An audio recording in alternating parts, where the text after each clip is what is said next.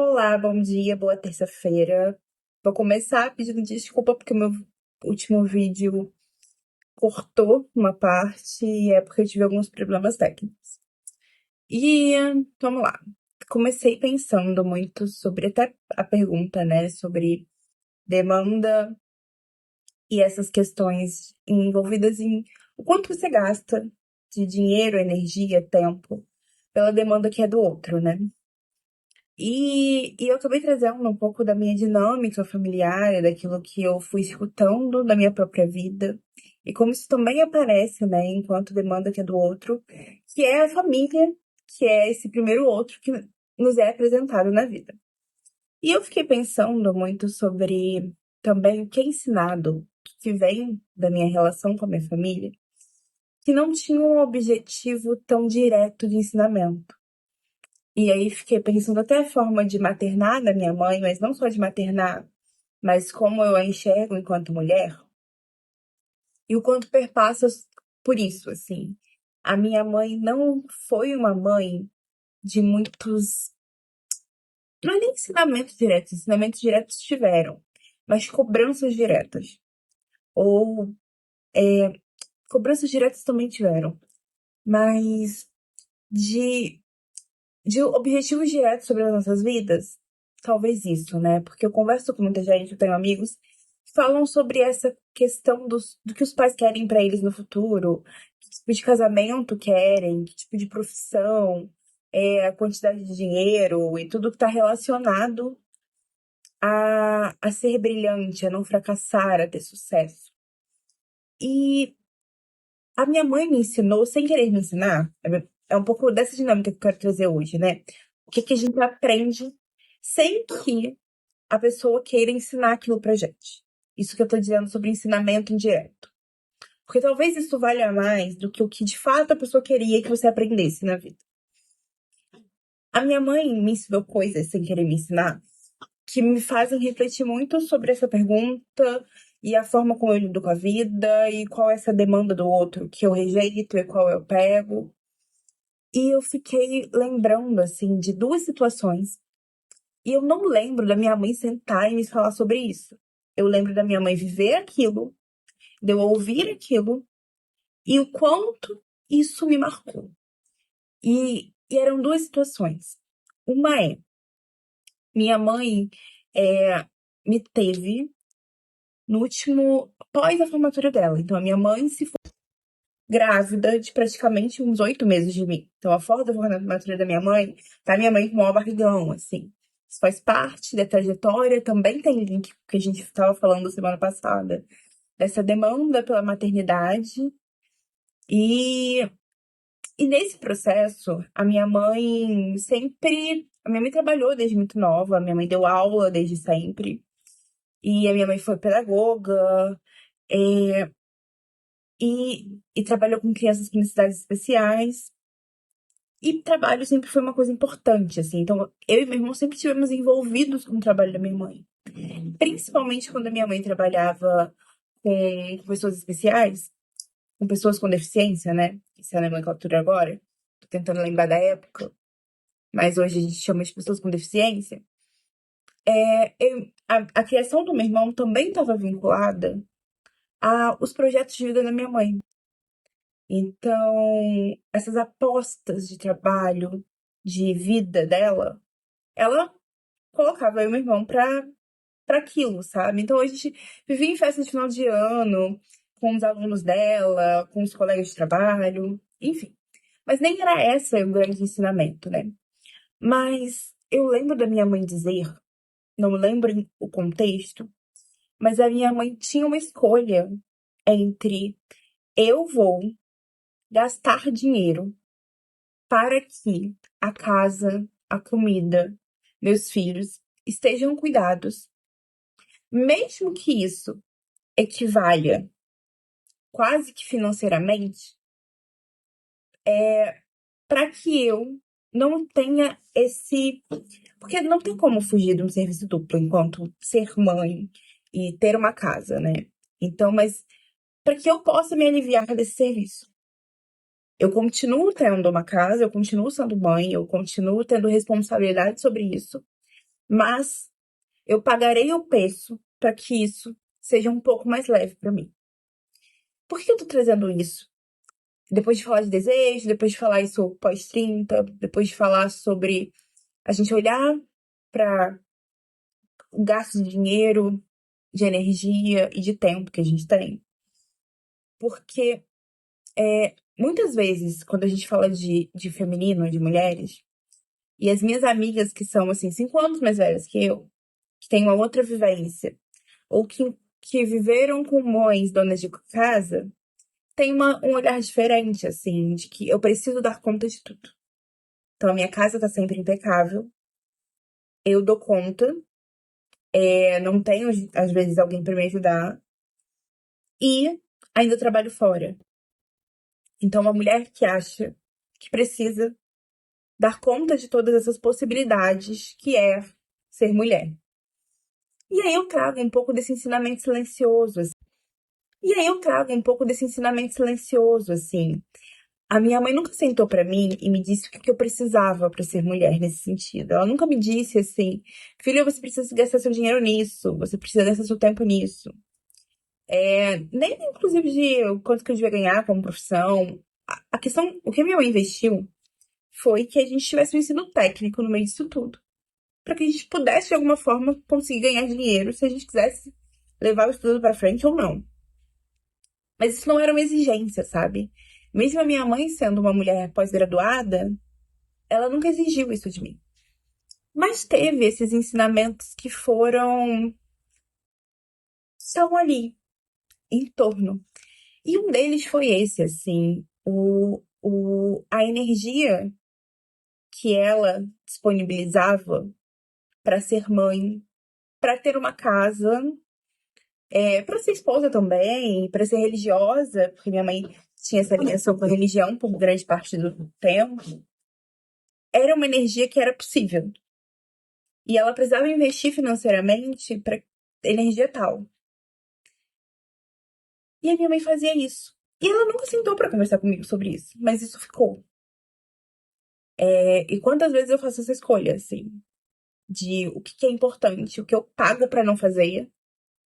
E mesmo que isso também esteja nesse lugar do privilégio que você vai pagar para fazer alguma coisa, tá, gente? Isso sempre vai estar em pauta.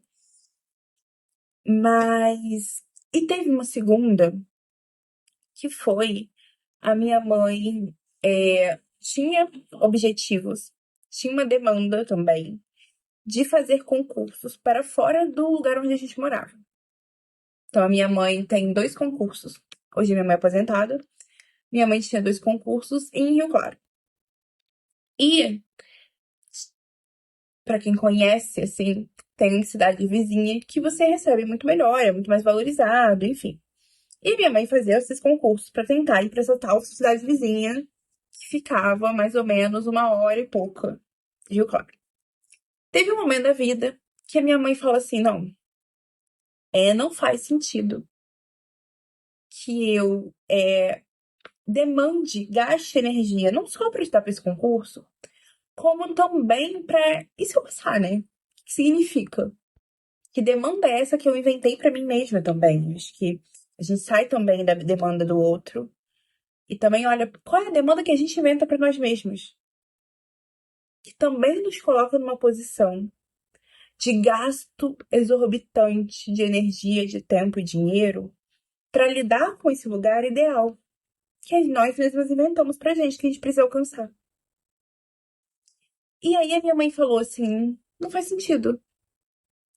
Aqui eu tenho um conforto possível, mesmo que eu não seja tão valorizada financeiramente, vamos dizer assim.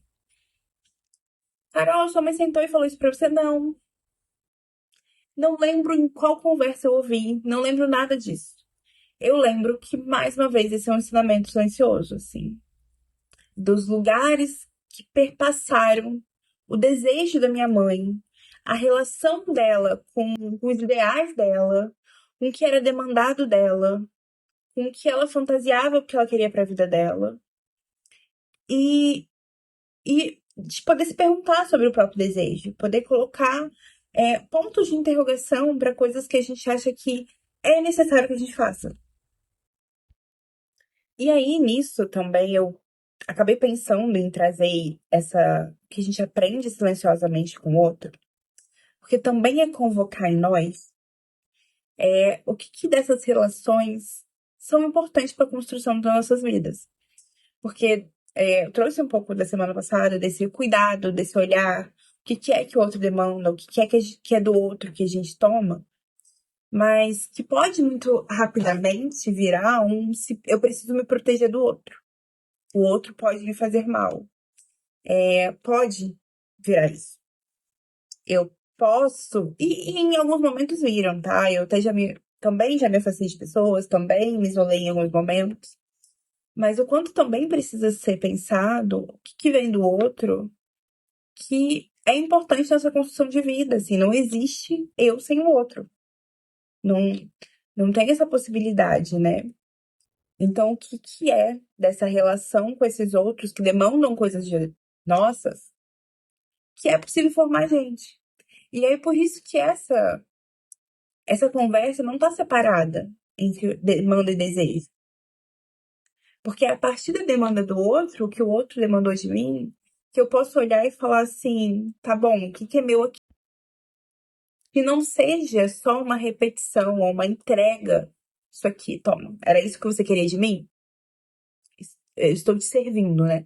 Não, a nossa vida não seja um lugar de servir ao outro. E aí volta a gente falar sobre relacionamento, né? O quanto falar disso também implica em como a gente constrói, a gente entra em relacionamentos, onde a gente acaba sendo o que serve o que o outro quer. Então, poder ouvir o que o outro quer e construir um lugar do meu desejo. O que disso aqui eu posso escutar e o que dá para entregar, porque faz sentido. E o que não faz sentido dá trabalho. E dá mesmo, né? Então, quantas vezes a gente foge de relações? Sejam elas familiares, sejam elas de amizade, sejam elas de relacionamento. Porque dá trabalho não só tomar as coisas como demanda e repetir, e entregar e servir. Também não só falar, é isso aqui sou eu, é Gabriela, nasci assim, sou assim. Mas construir um lugar possível para que essa demanda converse com o meu desejo, que você possa aparecer. Então, a grande questão é poder se perguntar o que tem dessas relações, sejam com família, seja com os pais, seja num relacionamento, seja no trabalho, que também é potência, não é só essa demanda invasiva que quer algo de você. Mas é aquilo que tá ali no silencioso, aquilo que demanda, mas não é desse lugar, seja isso. Mas também tá ali como pergunta, tá ali querendo conhecer mais, querendo saber mais. E disso de que é um ensinamento silencioso, isso que tá ali como algo para ser pescado. Que das nossas relações é possível construir laço e não nó onde a gente se enforca.